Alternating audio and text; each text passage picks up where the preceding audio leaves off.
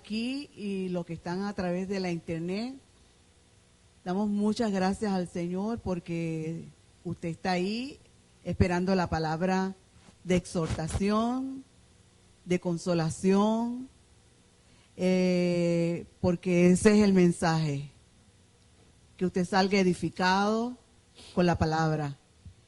Le doy muchas gracias al Señor por las personas que nos escriben a través de la internet. Le enviamos un saludo muy cordial. Así que esperamos que esta tarde todas sus inquietudes sean contestadas a través de la palabra. Muy bendecido. Con nosotros nuestro pastor.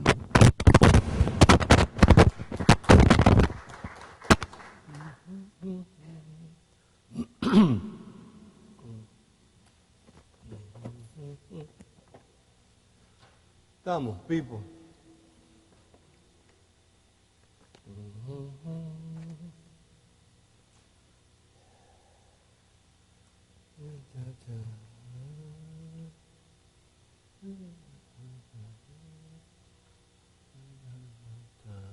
Ok. Vamos entonces a contestar unas inquietudes de unas personas que nos ven a través del internet. A un pastor de Boston que me llamó esta semana y a otra persona de Atlanta, Georgia. La pregunta de ellos es, ¿cómo es la pregunta? Ay, que si estamos en la gracia o en el reino. Entonces la respuesta es esta. Resulta que el sistema religioso manejó de que iba a llegar un momento en que íbamos a vivir en un espacio de tiempo conocido como el reino milenial. Pero eso usted donde lo encuentra es en Apocalipsis. Por lo tanto, hemos aprendido que Apocalipsis es un libro cumplido, que es un libro histórico. Hay 7 dispensaciones, pero hay 2 de ellas que están juntas, que es la gracia y el reino. Hoy cuando usted oye hablar a mucha gente del reino, que está de moda, aunque no debería estarlo. El mensaje sobre el reino es un mensaje viejo. La persona que inició el mensaje sobre el reino, que en el momento que lo inició, como todas las cosas, los religiosos levantaron enseguida guerra, fue un señor que se llama Pat Robertson, que fue el fundador del Club 700. Y él recibió revelación de Kingdom Now. Pero te estoy hablando de hace 30 años atrás, cuando él todavía, a ver cómo digo sin ofender a nadie, cuando todavía no estaba senil, que ahora lo está, porque está en 90 y pico de años, aunque todavía está en la televisión y lo que habla son un montón de disparates el pobre. Pero en aquel momento, cuando él habló de Kingdom Now, e inclusive escribió un libro, todos los evangélicos le cayeron como hacen ellos cuando hay algo nuevo que ellos no entienden, ellos en vez de estudiarlo lo atacan. Pero pasado el tiempo, como siempre te hemos enseñado, ya se convirtió en costumbre y ahora nadie pelea por el mensaje Kingdom Now o el reino ahora. Pero todos los que hoy en día, hablan sobre el reino y no hablan de gracia, están totalmente equivocados. Porque el reino que pertenece a esta época en la cual estamos viviendo es el reino de la gracia. O sea, la gracia es un reino. Para poder uno hablar de reino, usted tiene que considerar lo que dice la palabra en Romanos capítulo 5. Y vamos a ir ahí un momentico para dejar eso muy clarito. Romanos capítulo 5 se explica por sí solo en el versículo 17. Ahí te habla lo que es reinar y las calificaciones para reinar. Hoy se habla de reino y habla mucha gente de reino y de reino, pero ellos están ajenos totalmente a la verdad de Dios. Dice en Romanos 5, 17, pues si por la transgresión de uno solo, refiriéndose a Adán, reinó la muerte, mucho más, diga mucho más, reinarán en vida, no en muerte, ¿Reinarán en qué? En vida. Entonces yo te pregunto, por uno solo, Jesucristo, ¿quiénes reinarán en vida? Ahí lo dice. ¿Quiénes son? Los que reciben la abundancia de la gracia. ¿Y qué más? Y el regalo de la justicia. Tan pronto un predicador te habla del reino y te pone la coletilla de que tú tienes que hacer algo, ya él no está hablando de reino. Está hablando de algo que a él se le ocurrió. Porque la justicia dice ahí que es un regalo. Tú no puedes hacer nada para justificarte delante de Dios. Así que tan pronto un predicador te dice, vístete de blanco, o échate aceite, o ven y ora, levántate a las 4 de la mañana, ayuna un poquito, vigilia otro poquito, está totalmente ajeno de lo que es la gracia de Dios. Podrá mencionar la palabra gracia, pero la gracia se recibe en abundancia. No simplemente mencionando la palabra gracia y por no alterar o ir en contra de la corriente, como le decía yo a este pastor de Boston el otro día, si todavía tú sigues bautizando porque la gente no hable mal de ti para complacer a los que llegan, y si tú todavía estás llamando a la gente a arrepentimiento en el altar los domingos, y si tú todavía estás amenazando a la gente con el infierno, tú no estás predicando gracia. Tú podrás mencionar la palabra gracia, podrás decirle a la gente bendecido y más que vencedores, pero esa gente ni tú están reinando en vida. Porque el reino que hoy en día está establecido en la tierra está basado en el sacrificio de Jesús, que fue el que produjo la gracia. Entonces, habiendo dicho esto, espero haber aclarado más o menos algunas inquietudes que tienen las personas.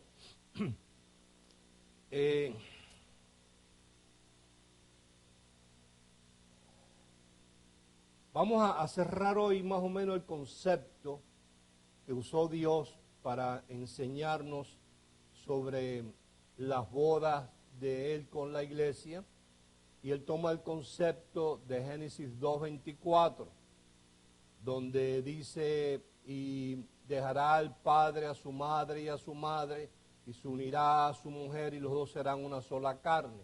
Este mismo concepto lo usa Jesús otra vez en los evangelios, y inclusive termina él esa parte ahí donde dice, lo que unió Dios no lo separará el hombre.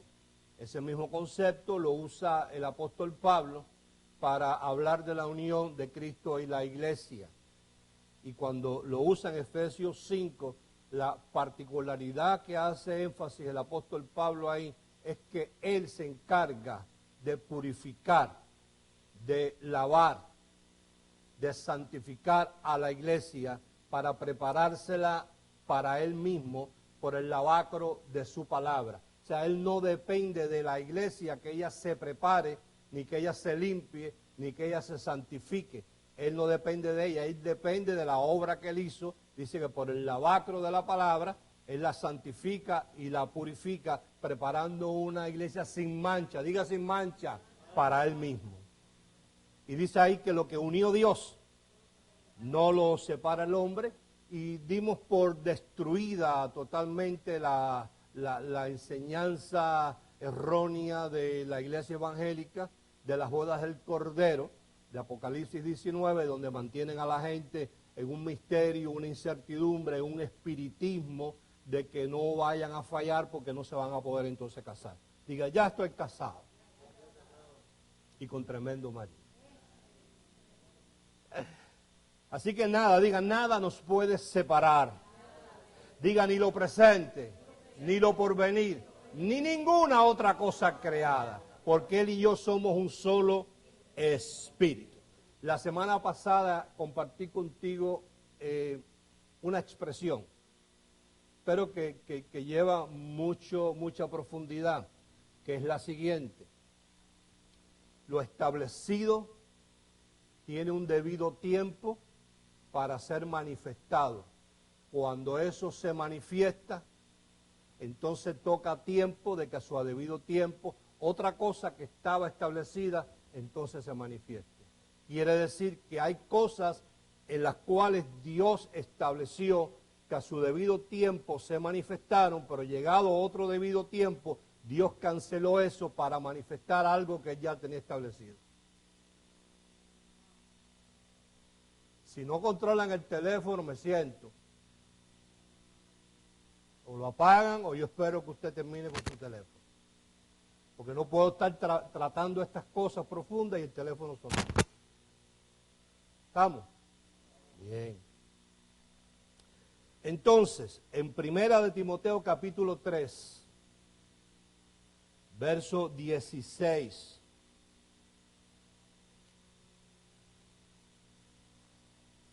Porque este no es el catecismo que estoy hablando contigo, ¿está bien? Esto tú no lo vas a oír ni en las universidades de teología más famosas. Entonces, vamos a caer en caja, ¿está bien? Vamos a ser conscientes de dónde estamos, ¿está bien? Ok. Diga ciclo. Bueno, volvemos a lo mismo. Hay cosas que Dios estableció en el mundo espiritual que a su debido tiempo, diga debido tiempo, manifestó. Pero que a su debido tiempo habían otras cosas que estaban establecidas, que iban a ser manifestadas, que iban a cancelar las anteriores. Un ejemplo, la gente hoy en día, los evangélicos religiosos siguen usando el nombre de Jehová. Eso fue cancelado. Fue establecido. Y el primer pueblo con el cual Dios trató fue con el pueblo israelita. Ellos no tenían sacrificio como tienes tú y yo de sangre. Por lo tanto, ellos no se encontraban dignos de pronunciar la palabra Elohim. Inventaron la palabra Jehová, que viene de la palabra Adonai, utilizando 3 vocales, la A, la O y la I, y la E, y ahí sacaron la palabra Jehová, que es una palabra hebrea, no es ni una palabra en español. La han tenido ahí las publicaciones porque les ha dado la gana, pero tú no eres judío, tú no tienes por qué estar diciendo Jehová, eso es una palabra hebrea. Tú no eres hebreo, número 1. Número 2, eso que fue establecido y se manifestó fue precisamente para eso, con diferentes manifestaciones. Entonces el judío un día decía, Jehová Nisi es mi bandera, porque iban a la guerra. Otro día decía, estoy enfermo, Jehová Rafa es mi sanador. Otro día decían, Jehová es mi pastor, Jehová es Ra. Pero en la gracia dice la palabra que Dios, el que había oído, establecido para que en su debido tiempo se manifestara Jehová, en su debido tiempo canceló a Jehová para decir, ahora hay un nombre que es sobre todo nombre, que es Jesucristo el Señor. ¿Me expliqué? No hay muchos nombres. Ahora cuando tú dices Jesucristo es el Señor, ahí está incluido todo el paquete. Ahí está el sanador, el redentor, es tu pastor, es tu bandera, es tu escudo, es tu justicia. Tú no tienes que estar perdiendo tiempo en tantos nombres. Pero bueno, al que le guste eso, pues felicidades Gladys, ¿verdad? Que sigan con su Jehová y su cosa. Entonces ahí en Primera de Timoteo, ok, déjame decirte otra cosita. Basado en esto que hemos hablado, de que hay cosas que fueron establecidas para que en su debido tiempo se manifestaran, pero que a su vez, en su debido tiempo, fueron canceladas para que se manifestaran aquellas cosas que tenían establecidas. Eso nosotros, oído, presta atención a esto, antes de que nosotros venga a nuestro conocimiento y pueda ser manejable en este mundo natural, eso tuvo que ocurrir primero en el mundo espiritual. O sea, antes que aquí nosotros conociéramos Jesucristo es el Señor, tuvo eso que ser declarado primero allá.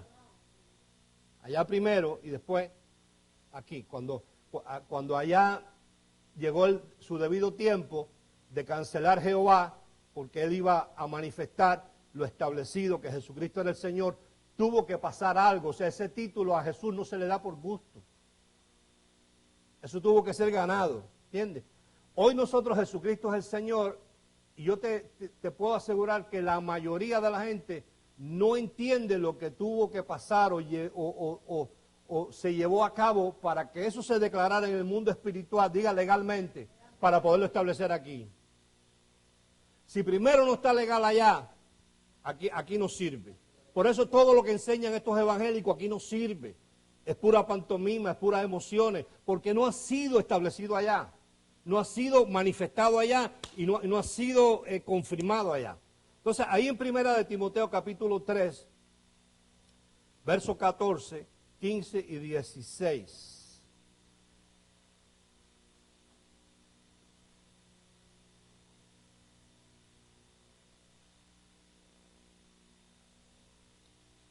La semana pasada vimos esto aquí, donde dice, esto te escribo, este es Pablo escribiéndolo a Timoteo, aunque tengo la esperanza de ir pronto a ver, para que si tardo, sepas, diga, para que sepas, diga, hay que saber cómo debes conducirte en la casa de Dios, que es la iglesia del Dios viviente, columna y baluarte de la verdad. 16. E indiscutiblemente, o sea, esto no se discute, esto no vamos a sentarnos a discutir esto. Es así. Si te gusta bien, si te acomoda bien, si no, pues lo dejas, pero es así. Indiscutiblemente grande es el misterio de la piedad. En otras ocasiones nosotros hemos hablado de que Pedro exclama y dice, porque todas las cosas que pertenecen a la vida y a la piedad ya nos fueron dadas. Y hemos hablado mucho de todas esas cosas que nos fueron dadas, que por eso no hay que estarle pidiendo a Dios nada. Lo que hay es que entrar en el camino de la obra preparada para que esas cosas que ya me fueron dadas y están establecidas para mí, a su debido tiempo se me manifiesten. ¿Está bien? Pero esto ahora no habla de las cosas, esto habla de la piedad. Esto habla de la parte de la redención, de la salvación y de la parte espiritual. De la piedad. ¿Cuál es el misterio de la piedad? Número 1. Dios, diga Dios, fue manifestado en carne. Y no dice Jesús. Dios, diga Jesús, diga Jesucristo, diga Cristo Jesús. Dios fue manifestado en carne. Ahora, algunos no necesitan esta explicación, pero muchos sí. Ponga ahí Cristo. Y lo que quiere decir Cristo. Quiere decir enviado. La pregunta natural, automática, cuando tú lees enviado, tienes que decir quién fue enviado. La respuesta es Dios. Dios se envió en Cristo. Conocemos eso como la unción, que es lo invisible, que es lo que no se ve, lo que no se toca, no se huele, pero es Dios mismo enviándose oídos sin dejar su trono. O sea, el trono no quedó vacante. Por eso es que hay un misterio en esa palabra de Elohim, que quiere decir un Dios plural, un Dios plural. Por eso cuando tú ves ahí en Génesis 1:26, dice, oído, dijo Dios. Eso es singular, ¿sí o no? Dijo Dios, hagamos, plural. ¿Cuántos estaban ahí? No me pregunten porque no dice, pero había más de uno. Entonces, eso es un misterio. Por eso es que al judío no le gusta decir la palabra Elohim, porque la consideran tan profunda y tan misteriosa que ellos no se encuentran dignos de hacerlo. Esa es la palabra Elohim. Entonces, Dios se envió, pudiéramos decirlo así, Dios se cristolizó. Se envió. Hebreos capítulo 10, verso 5 dice, entrando en el mundo, me preparaste cuerpo. O sea, quiere decir que había alguien que no estaba en el mundo. Y le prepararon cuerpo, oído, para que ese que iba a entrar en el mundo, oído, estuviera legal en el mundo. Porque en el mundo no se puede estar legal si no se tiene cuerpo. Por eso los demonios y Satanás están ilegales en la tierra. Por eso los pastores pierden tiempo con Satanás y los demonios. Ellos son los que le dan la fuerza en todo su mensaje. Cada domingo, ellos son los que le llenan a la gente la mente de la fuerza que tiene el diablo. Pero el diablo y Satanás y sus demonios están ilegales en la tierra porque no tienen cuerpo. Entonces tú solamente lo que le tienes que decir es, para tu casa que estás ilegal, más nada. Tú no tienes que perder tiempo con eso. Yo no me explico, ¿será que nosotros aquí todos estamos endemoniados? Porque aquí yo no he visto que se manifiesten los demonios como en otras iglesias que todos los domingos hay manifestación de demonios. O estamos todos endemoniados, o que ellos aquí saben que no pueden venir a hacernos perder el tiempo a nosotros. Allá te montan en camilla, te meten en un cuarto oscuro, te ponen 6 diáconos, te echan aceite. Y al otro domingo, el mismo que estaba endemoniado, entonces se vuelve endemoniado. ¿Por qué? Porque le llenan la mente a la gente de algo que es irreal.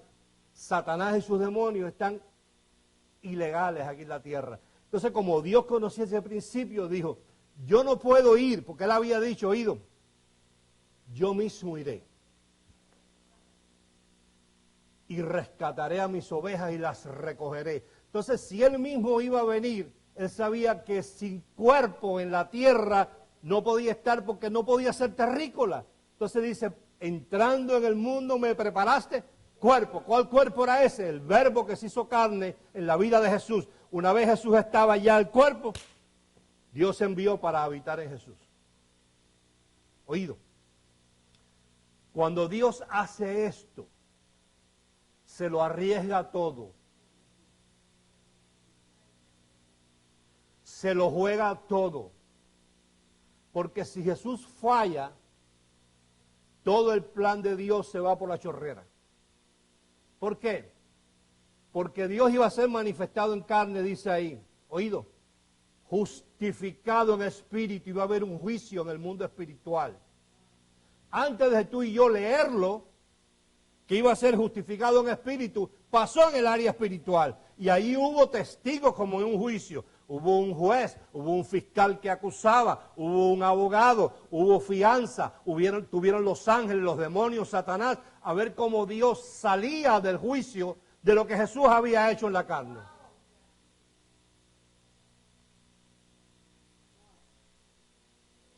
Dios fue manifestado en carne, justificado. Para tú ser justificado, primero tienes que ser juzgado. Y sales inocente o sales culpable. En este caso salió inocente. ¿Qué más dice? Visto de los ángeles. No de los hombres, que no lo ven todo ni lo oyen todo. Pero en el mundo espiritual, los demonios, los ángeles caídos y los ángeles de Dios, todos vieron el juicio que se llevó allí a cabo y las acusaciones que hacía Satanás. Dice, predicado a los gentiles. Creído en el mundo entonces. O sea, antes de ser creído en el mundo, primero fue justificado en lo espiritual. Y después dice, recibido arriba en gloria. ¿Por qué él tenía que ser recibido arriba en gloria? Porque si no era en el cuerpo de Jesús, él no podía regresar de donde había venido. Por eso es la distinción que tenemos que hacer cuando leemos en Juan 17, que Jesús le ora al Padre y le dice, Padre, así como yo te he glorificado a ti, oído, ahora glorifícame tú a mí para que ellos conozcan a Jesucristo. O sea, Cristo tiene que irse montado conmigo para allá arriba. Si yo fallo, aquí se echa a perder todo. Y basado en eso, lee conmigo Romanos 8. Este era el riesgo. Cuando tú digas Jesucristo es el Señor, entiende que ahí hubo un acontecimiento grande.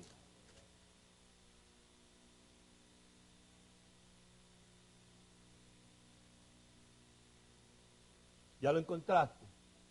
Bien, ahora te voy a leer un versículo de esta versión Es una de las versiones más antiguas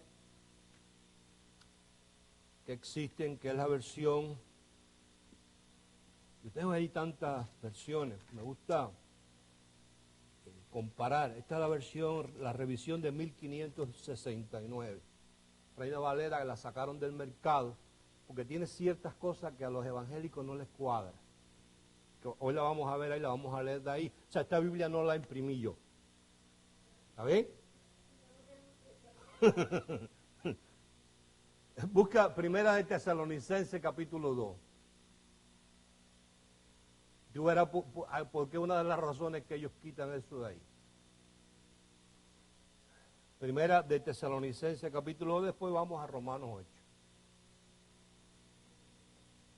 Primera de Tesalonicenses capítulo 2,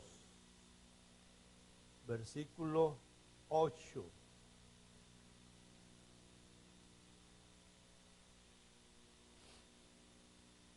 Ya.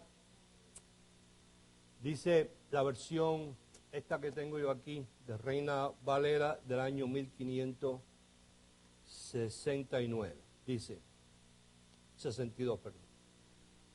Tan amadores de vosotros que quisiera entregarles no solo el Evangelio de Dios, más aún mi propia vida. Porque para Dios ustedes son carísimos.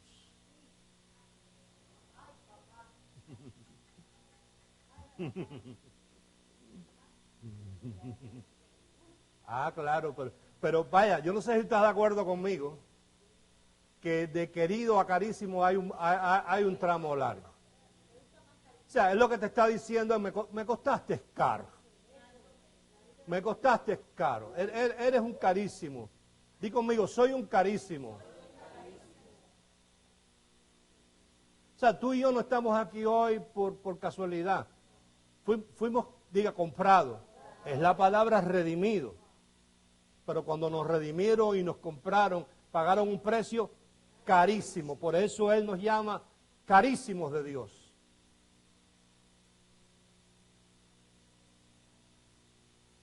Ahora fíjate,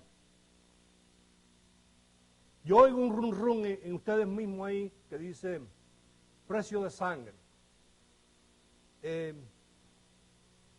cuerpo partido, pero nosotros vamos a tratar ahí un punto que yo te diría, ojalá podamos llegar todos al mismo, o sea, yo te lo voy a insinuar, tú llegas a tu propia conclusión, que para mí ahí hubo algo más caro que la carne partida y la sangre derramada. Aunque es la sangre la que produce el que nosotros hayamos sido purificados, hayamos sido emblanquecidos y hayamos sido santificados, es la sangre, el proceso que se pasó para que hubiera una redención fue mucho más en el ámbito espiritual que en el visible. Fue más allá de cuerpo partido y sangre derramada. Porque si nosotros analizamos, yo no sé si ustedes han visto la película de Mel Gibson, que para mí es la mejor, que narra lo de la pasión, que es terrible, pero alrededor del mundo hay torturas que son similares o parecidas o aún más fuertes. Por ejemplo, en el tiempo de la Inquisición se acostumbraba a hacerle una cirugía a la gente y echarle unas ratas adentro vivas y después coserlo, para que las ratas lo fueran comiendo poquito a poco. Si tú comparas esas ciertas torturas, ciertas maneras de morir con lo de Jesús, pudiéramos decir que hay algunas que son más dolorosas que esas. Pero vamos allá a Romanos 8. Mira el riesgo, mira el riesgo. El riesgo, el riesgo. El riesgo, mire. Diga, soy carísimo. Entonces es bueno que tú sepas que tú eres carísimo. Porque cuando tú sabes que tú eres carísimo, tu autoestima, no hay nada ni nadie que la rebaje. No cualquier cosita te hace bajar los hombros. No es cualquier cosita te hace estar deprimido.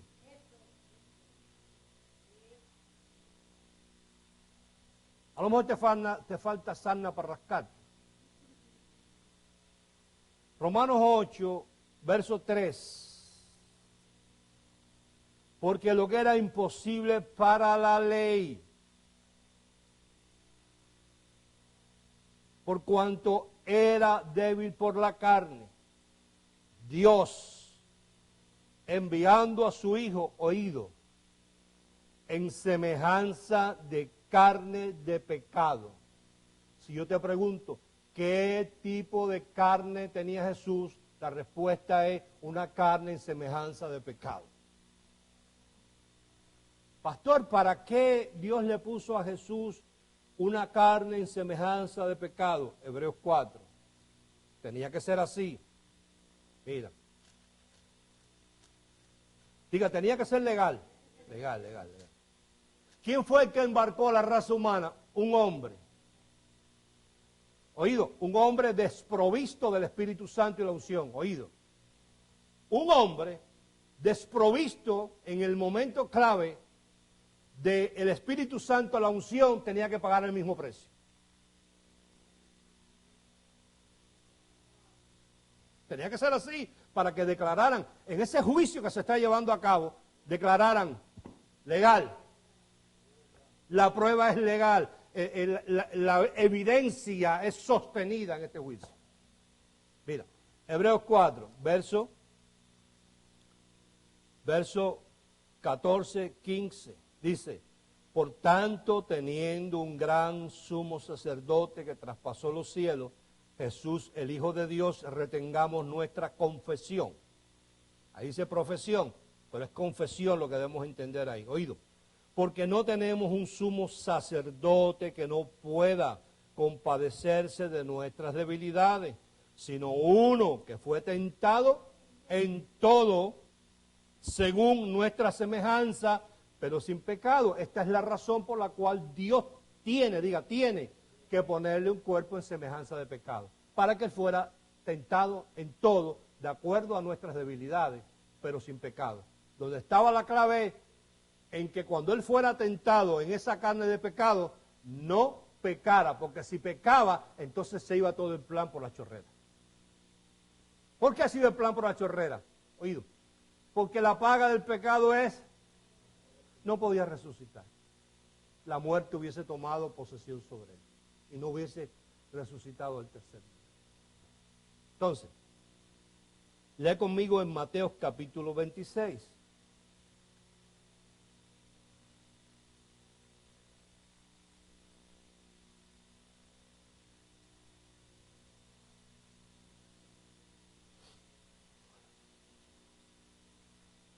Verso 37.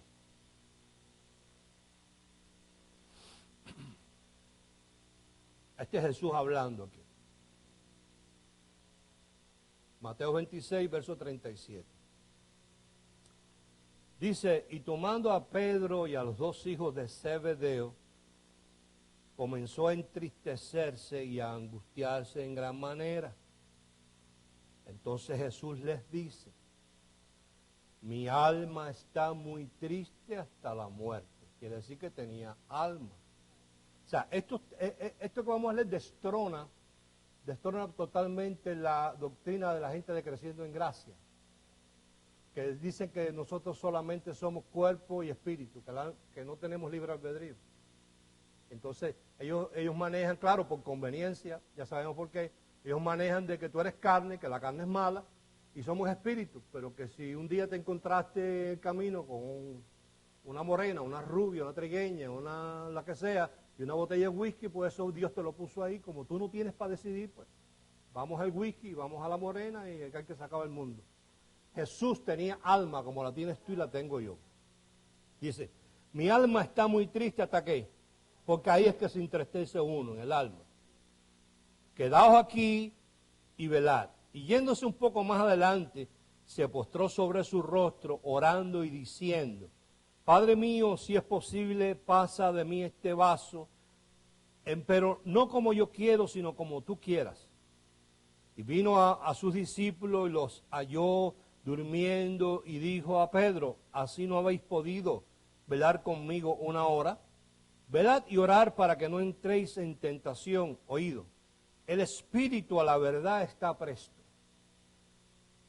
mas la carne está enferma. La tuya dice que, no, aquí dice enferma. ¿Por qué cambian las traducciones? Porque para estos religiosos decir que la carne de Jesús estaba enferma es un escándalo. Pero el hecho de que estaba enferma era porque estaba en semejanza de carne de pecado para la posibilidad y la necesidad de que él fuera tentado en todo de acuerdo a tu debilidad y de acuerdo a tu semejanza. Ahora lee conmigo Hebreos 5. Y es a lo que me baso para lo que te dije anteriormente. Hebreos capítulo 5. Y bueno, y tú llegas a tu propia conclusión. Yo tengo la mía, ¿no?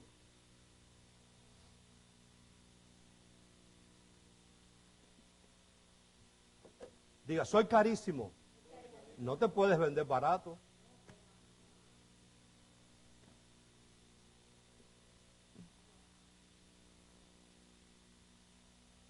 ¿Tienes?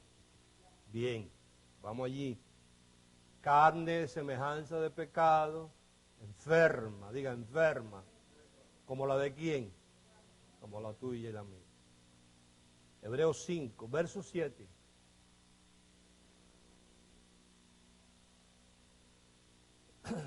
Dice, el cual en los días de su carne,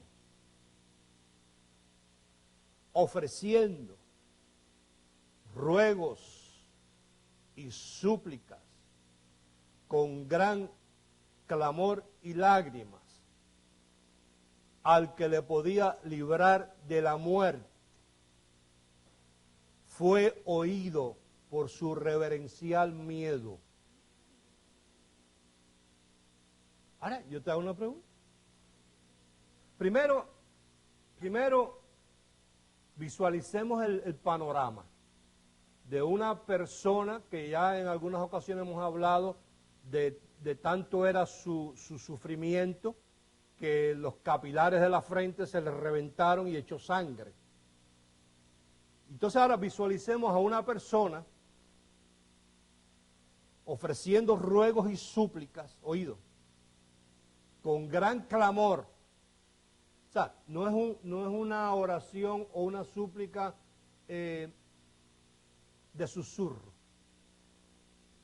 calladito. Dice, ofreciendo ruegos y súplicas en alta voz.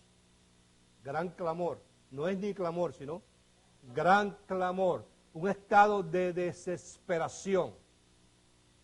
Un estado de eso, de desesperación. Y lágrimas, o sea, lágrimas, moco, tosiendo, rodando por el piso, pasando una situación horrible.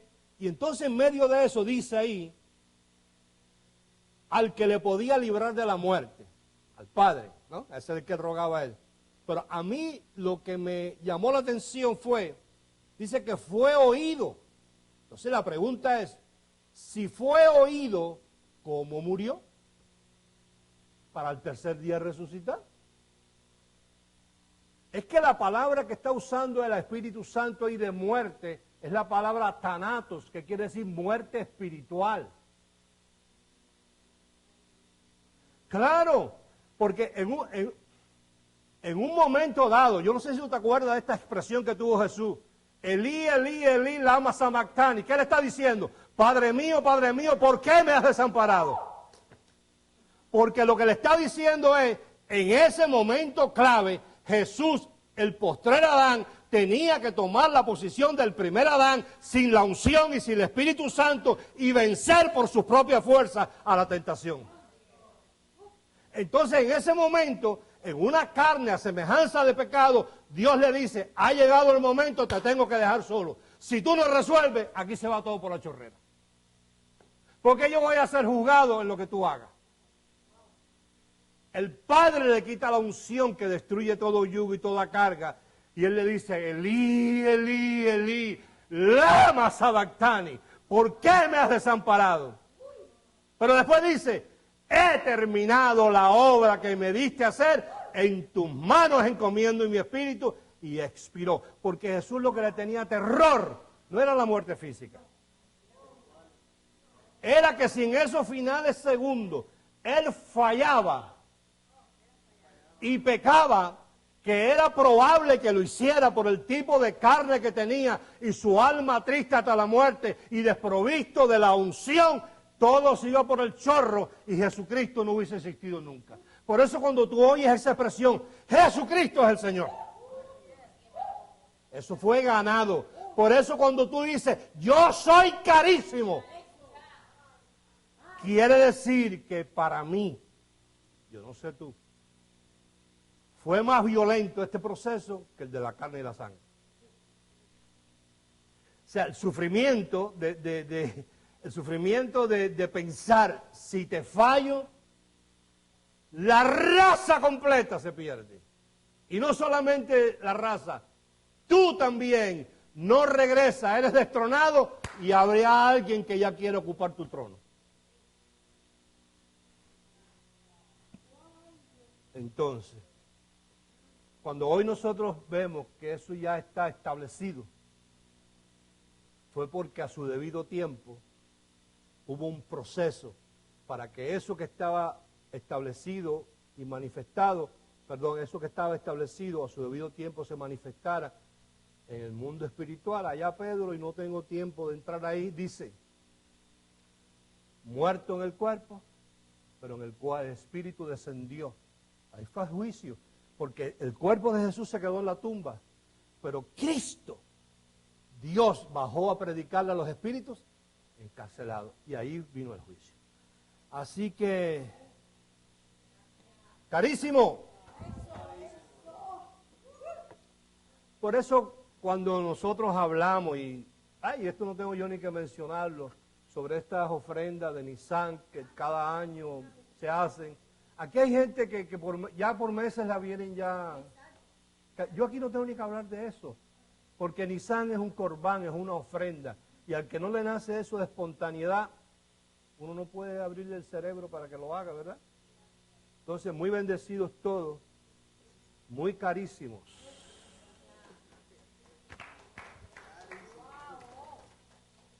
Y por aquí a la profe, la doctora.